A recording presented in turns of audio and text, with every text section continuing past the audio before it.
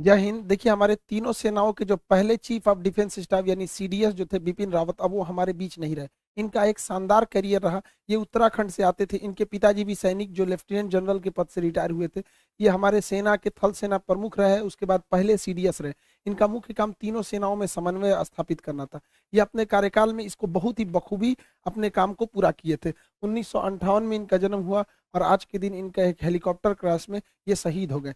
14 लोग थे उस हेलीकॉप्टर में, जो खराब मौसम के कारण बताया जा रहा है क्रैश कर गया था इनका हेलीकॉप्टर। जो ये जब इन्हें कार्यभार दिया गया था तो इन्होंने सीडीएस के पद को बहुत ही बखूबी निभाया था। नौसेना के पी8I को लद्दाख में तैनात करना इन्हीं का डिसीजन था। उत्तरी कमांड को थिएटर कमांड बनाना, यानी तीनों सेना आपस में कोऑर्डिनेट करके लड़ाई लड़ेगी, इनकी सबसे बेहतरीन डिसीजन थी। इन्होंने नेवी, आर्मी, एयरफोर्स सबको बहुत बेहतरीन से किया था। भगवान इनकी आत्मा को शांति दे। देखिए, लेकिन क्या कर सकते हैं, हमारा ये जो विमान दुर्घटना हुआ है, ये हेलीकॉप्टर ये कई बार भी क्रैश कर चुका है। इस दुर्घटना में ये साउथ इंडिया में थे, यहाँ ऊटी है तमिलनाडु के पास, यहाँ पर, यहाँ नेल्लोर के पास, यहाँ पर, यहीं पर इनका हेलीकॉप्टर जो है, इनकी पत्नी भी साथ में थी। दोनों लोग को अफसोस के मतलब बचाया नहीं जा सका। बहुत मतलब दर्दनाक ये हादसा था। पूरी विमान में आग लग गई थी। मतलब शरीर को कई ऐसे जवान थे उनमें जिनके डीएनए टेस्ट करके पता करना पड़ा यहाँ पर। तो ये ऊटी के पास ये विमान दुर्घटना हुआ है यहाँ पे। ये जो हेलीकॉप्टर है, एक्चुअली ये वीवीआईपी के लिए लाया गया था। अगस्टा वेस्टलैंड जो हेलीकॉप्टर था, जब वो करप्शन का शिकार हुआ तो मी-17 V5 को एडवांस है, ये मी-17 का एडवांस वर्जन है। MI-17 V5, ये जो V5 है ये एडवांस वर्जन है, लेटेस्ट वर्जन है।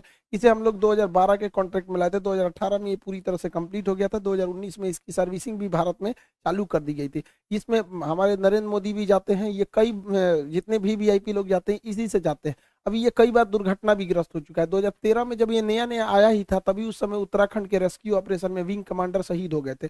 अभी कुछ दिन पहले ये अरुणाचल प्रदेश में दुर्घटनाग्रस्त हुआ है।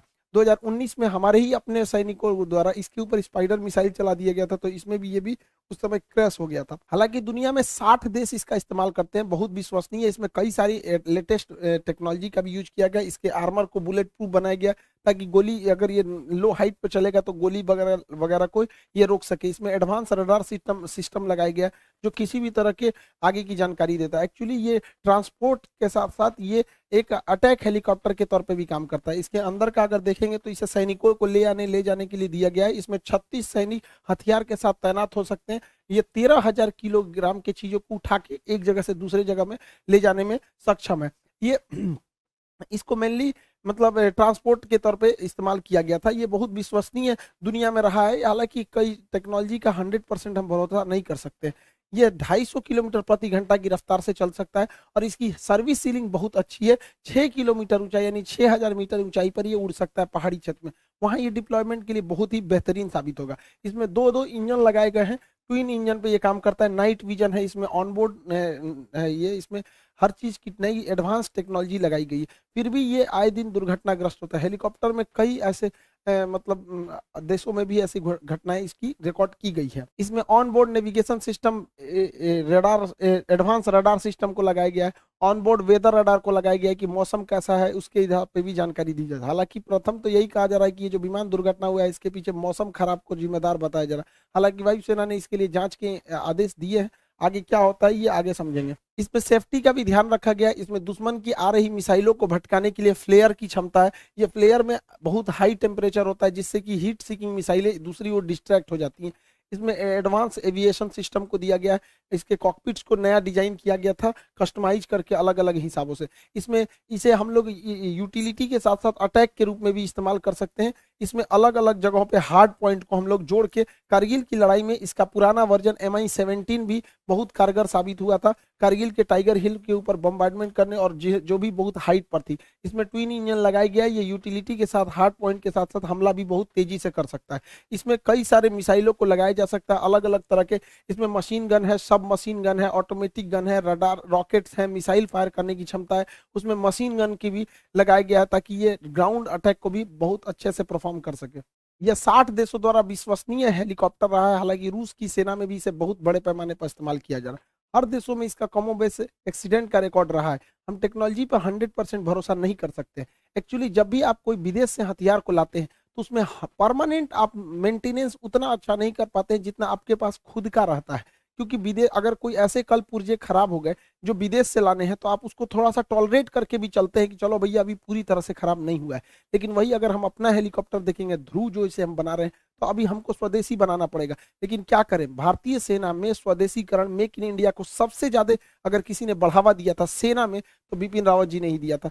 अब कई सारे ऐसे हथियार, ऐसे सारे ऐसे इंस्ट्रूमेंट थे जिसपे आयात पर बैन लगा दिया गया था। पहली बार भारत जो है इसराइल के बराबर हथियार एक्सपोर्ट करने में जा रहा है। तो ये भारत के लिए एक अच्छी खबर थी। खैर, बिपिन रावत जी जो थे, जब तक उन्होंने भारत रहे, भारत माता की सेवा ही किए रहे।